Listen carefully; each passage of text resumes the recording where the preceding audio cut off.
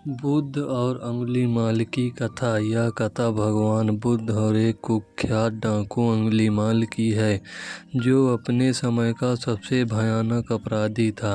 अंगुलीमाल, जिस पर असली नाम अहिंसक था, बचपन से ही बहुत बुद्धिमान और होशियार था। वह एक ब्राह्मण कुल में जन्मा और उसके गुरु उसे बहुत मानते थे, लेकिन किस्मत के खेल ने उसकी दिशा बदल दी।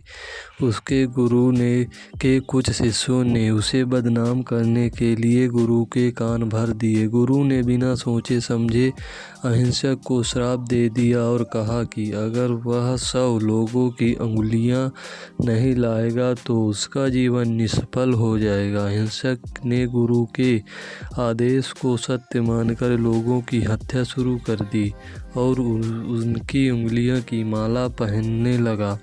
इसी कारण उसका नाम अंगुलीमाल पड़ गया।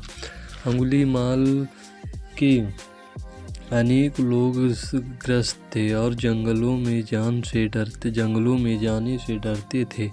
एक दिन बुद्ध को यह ज्ञात हुआ कि अंगुलीमाल उनके मार्ग में है और उन्होंने उसी मार्ग पर लाने का निश्चय किया। लोग बुद्ध को अंगुलीमाल के बारे में सावधान करते हुए बोले, भगवान, वह अत्यंत क्रूर है, आप उसके रास्ते में ना जाएं, वह आपकी भी हत्या कर देगा। बुद्ध ने सबकी बात सुनकर कहा, मुझे डरने की आवश्यकता नहीं है, मुझे उससे मिलना ही होगा, और उसके मार्ग की ओर चल पड़े। जब अंगुलीमाल ने बुद्ध को आते देखा और वह हैरान हो गया कि वह साधारण व्यक्ति उसकी ओर बिना डरे चला आ रहा है। उसने उन्हें रोकने के लिए आवाज लगाई, रुक जाओ साधु, पर बुद्ध बिना रुके चले गए।